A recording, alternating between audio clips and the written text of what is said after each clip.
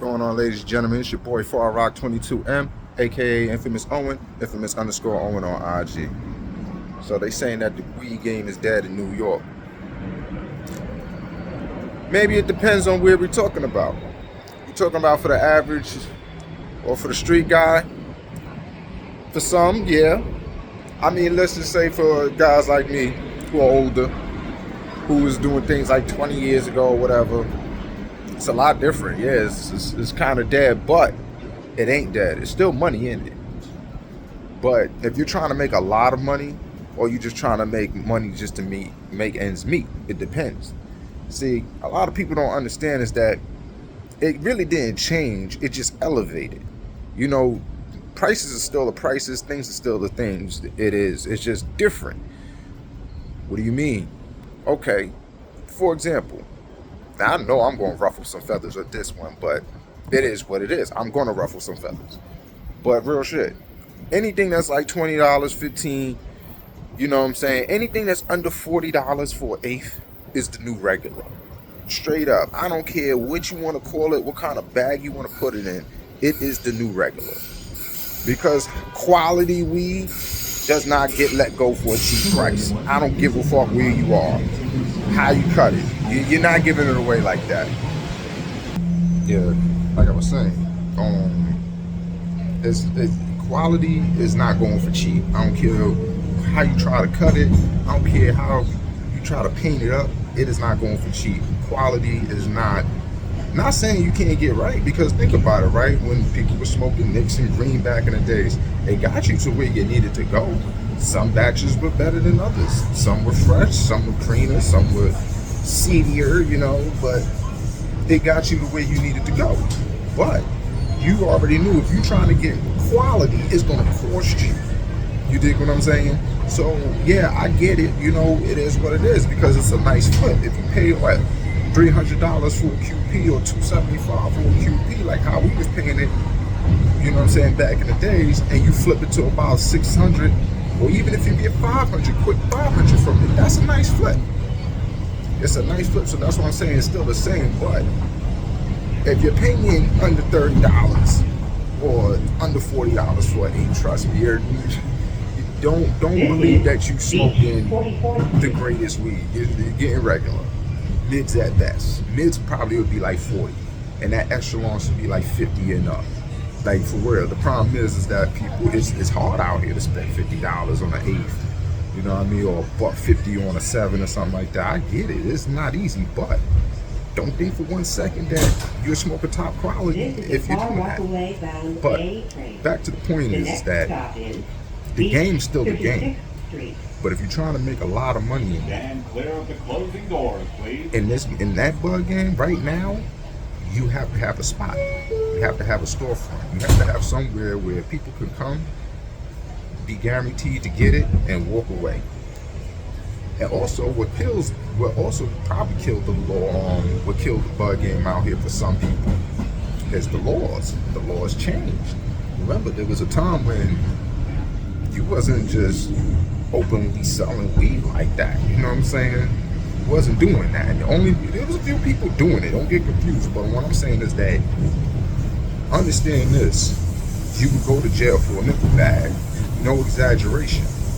You go to jail for that. So when those laws was tight out here, you wasn't having a lot of people openly walking with packs on them. These mylar bags did not start existing until, like, I would say maybe, I seen them maybe like 2017, 2018. That's when I probably started seeing mylar bags. And the reason how you started seeing mylar bags is when it meant something.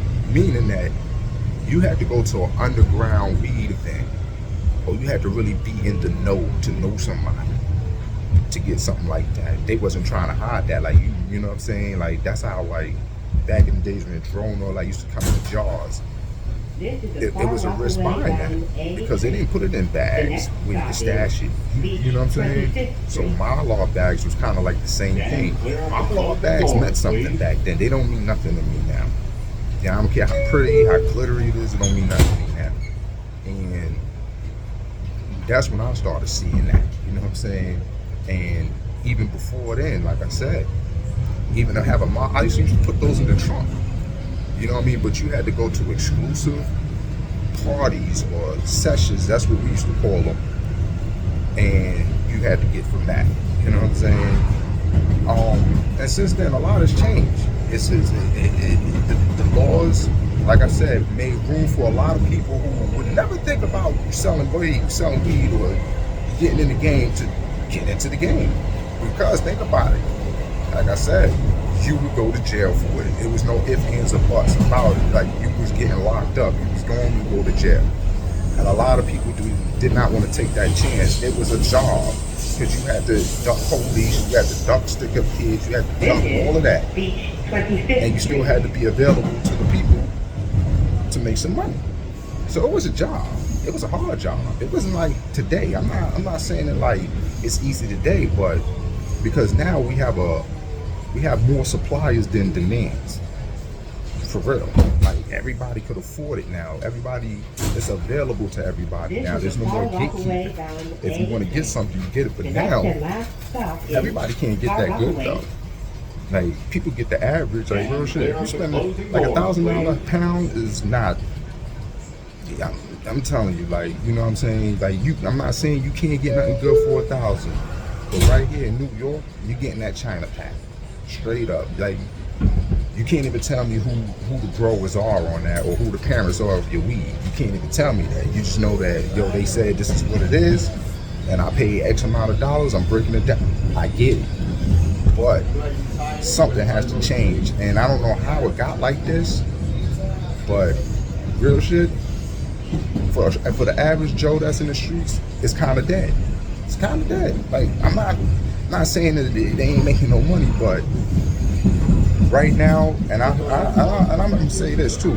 I'm one of them people who slipped up. Like when I was doing it back in the days, I should have been prepared for a time like now to where it is I could have had my own smoke shop or whatever. But I wasn't trying to do that. I was just trying to be legit. You feel me? Like I was doing my plumbing, I got out of that.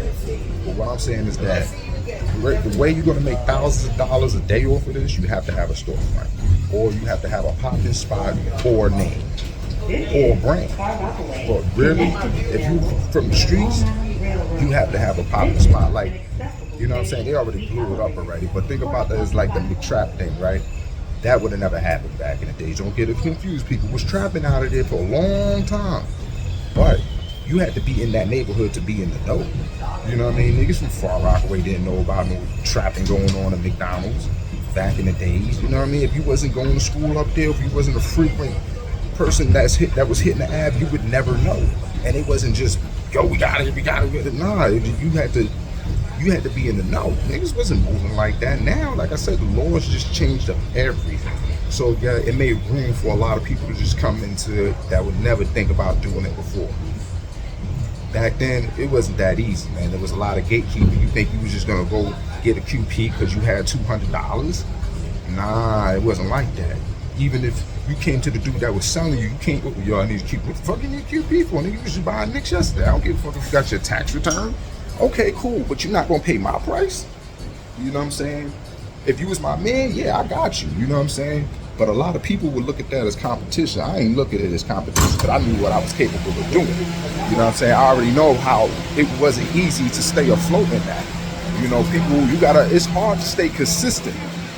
When the droughts came, oh man, like Jay said, one drought could wipe a nigga out faster than the cops, and it's real. And he was talking about that other stuff, but even when it came to the bud game, a drought, you end up spending your money before it's time to get it. If you ain't know nobody else that had it, it was bad.